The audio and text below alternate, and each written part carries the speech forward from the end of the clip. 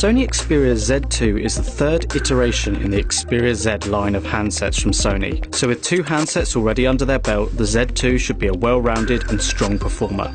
The slab-like design is continued from the original Z. Corners have been softened somewhat to make the device feel less rough in hand. The bold design and the use of glass front and rear panels with aluminium frame give the Z2 an air of quality that stands out when lined up next to the competition. The IP55/58 rating goes that one step further to make this device stand out. It can withstand immersion in fresh water at a depth of 1.5 meters for up to 30 minutes. All told, the device weighs in 7 grams lighter than its predecessor at 163 grams, but 18 grams heavier than the less premium feeling S5. Is a device over 150 grams too heavy? Whilst the Z2 boasts 4K video recording, it doesn't yet boast a 4K screen. What it does offer is Full HD 5.2-inch IPS display with a resolution of 1920 by 1080 with 423 ppi. Combine this with the improved viewing angles over the Z1, the Triluminous and X-Reality technology, and the result is colours that appear vivid and rich, giving you what is hopefully one of the best mobile viewing experiences. At 5.2 inches it might be a bit big for some, but if you want the big screen experience on the move, then this is the sacrifice that has to be made.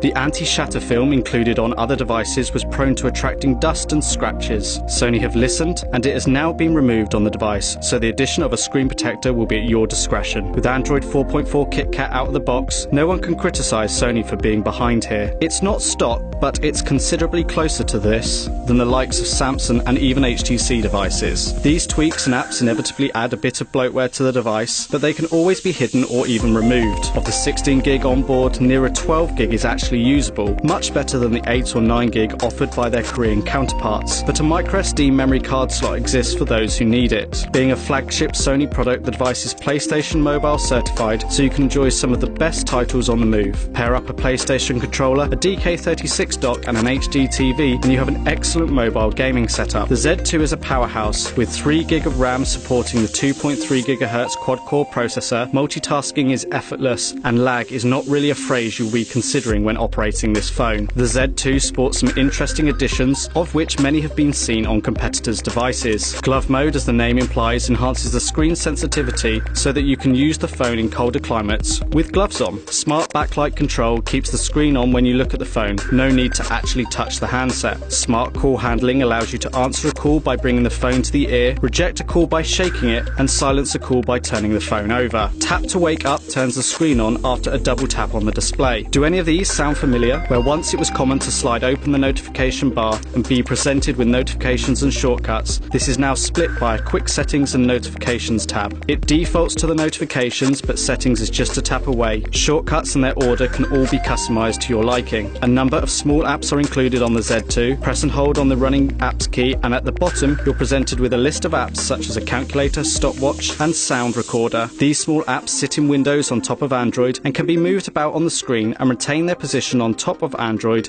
even as the phone is being used in the background. Only upon closing them will they disappear. As you would expect, Bluetooth, Wi-Fi, GPS, DLNA, Miracast, 3G and 4G are all standard, so your basic functions of internet connectivity to music streaming to street level navigation are covered. Use the DK36 magnetic charging dock to charge your device without the need to open the slightly fiddly port covers. MHL is a technology that with the appropriate cable or adapter you can output the display of the phone to an HD enabled display. The Z2 is one of the first devices to offer MHL 3.0. This means 4K output from the phone, so the 4K video captured on the camera can be actually output in full 4K Ultra HD rather than the more common 1080p. The current negative at the time of reviewing is that the adapter which actually allows 4K output is not available as yet. Thankfully the port is backwards compatible, so 1080p output will have to be the norm for now.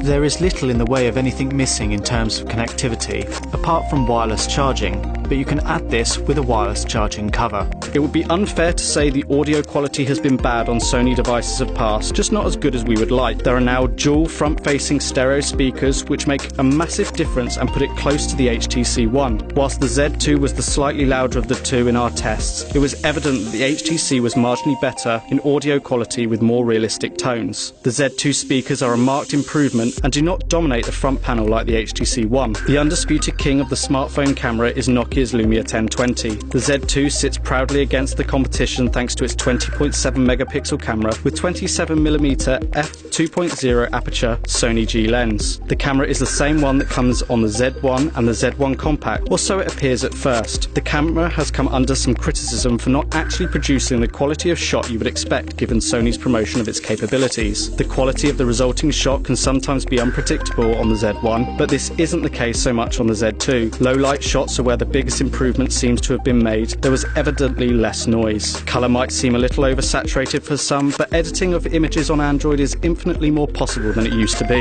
Unlike the standard camera interface on Android devices, Sony have put a lot of work in here. The camera includes many features we have seen before, including Info Eye, Social Live, AR mode, and more. However, the Z2 has a couple of additions to win you over. You now have full 4K Ultra HD video recording. You may not need or want it, but 4K footage scaled down to a 1080p display is better than 1080p footage on a 1080p display, as silly as it sounds. 4K is memory intensive though. Time shift video allows you to shoot video at 120 frames per second, but only in 720p HD. You might not need this on a daily basis, but it is a cool feature and will certainly add some fun and drama to certain clips. There are many creative image types under the creative effect option within the camera. Give your images and video a sketch, nostalgic, vivid, mosaic, and old film tone amongst many more. You're unlikely to regularly jump for those options, but they should be used as they liven up many images. Background defocus is another useful addition, meaning you can simulate a shallow depth of field and add the more artistic flair to your shots. Optical image stabilization is not something found on the Z2, but Steady Shot looks to give an equivalent effect. Shooting in superior auto mode is going to be commonplace for many. It detects the scene to give the best settings for that. Whilst the advantages speak for themselves, the image size is adjusted accordingly, so to get the full 20.7 megapixel experience you need to use the manual mode. The dedicated camera key can be held down for quick access to the camera, and the volume key is used as zoom controls. The 3200 mAh battery on the Z2 is 200 mAh bigger than the Z1. There is little difference in the hardware, and further improvements in Sony's Stamina battery technology should allow a slightly longer usage time. Daily charges are commonplace on high-end smartphones, but Sony have proven that with Stamina mode this can be a thing of the past, yet more demanding users may struggle to get 2 full days out of it. Sony offer a concise but relevant range of official accessories for the Z2. Rival brands often announce accessories that never make it to market, but Sony appear to ensure that this happens, which is a real positive if you're looking to opt for the Z2. The value of accessories are often underrated. Depending on your market, whether you are buying on contract or SIM-free will all depend on the price. At the time of recording, the Z2 was similarly, if not slightly cheaper than its closest rival, the Samsung Galaxy S5. Sony have yet again managed to produce a device that impresses. Yes, there are some minor niggles, but find me one without any. The Xperia Z2 is a progression on the Xperia Z1, and a good one at that. There are obvious improvements from the screen to the speakers to the camera. Original Xperia Z owners will see a marked improvement, and it's a justifiable upgrade, whilst current Samsung S4 or HTC One owners are left in a position of deciding whether the Z2 offers what you need. You are certainly not going to be disappointed. The smartphone market is more challenging than ever. Whilst the Moto X and G are not up there on specs, they're not far behind and are much cheaper, which makes buyers question whether the extra couple of £100 is worth it. Where 2013 was dominated by massive sales for Samsung, Sony rightfully deserve a considerably bigger slice of that pie in 2014, because the Z2 is an excellent piece of hardware that many will not regret spending their hard-earned money on.